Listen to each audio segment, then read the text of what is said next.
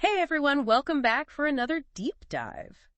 We love to explore these really thought-provoking topics, and today is no exception. We're tackling the big one, moving abroad. Ooh, that's a good one. Yeah, right. And to guide us through this journey, we're turning to a fascinating document called Embracing the Unknown, Overcoming the Fear of Moving Abroad.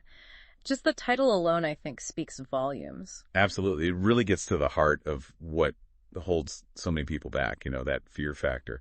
That's exactly what I thought when I first saw it. And it's interesting. The document starts off by talking about the media and how it shapes our perception of the world, especially places we've never been. Oh, yeah. That makes sense. You know how it is? Turn on the news, and it's often a barrage of negative headlines, political unrest, economic downturns, natural disasters.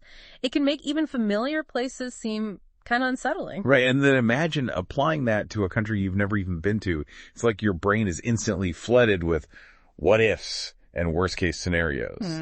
Totally. And the document points out how that constant exposure to the negative can really skew our view of what living in another country is actually like.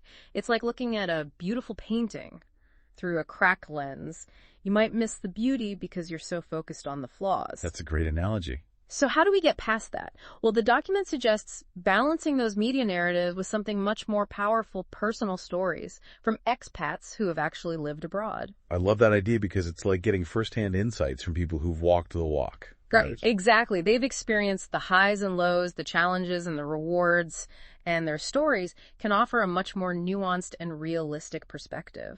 And often it's those everyday moments, the ones that don't make the headlines, that really shape their experience abroad. The document actually shares this great anecdote about an expat who moved to a small village in Italy.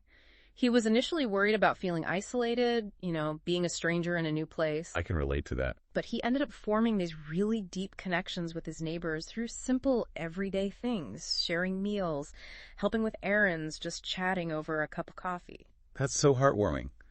It's a reminder that connection can happen anywhere. Absolutely, and it highlights how those small moments of human interaction can really make a difference. And I think it also speaks to the transformative power of moving abroad.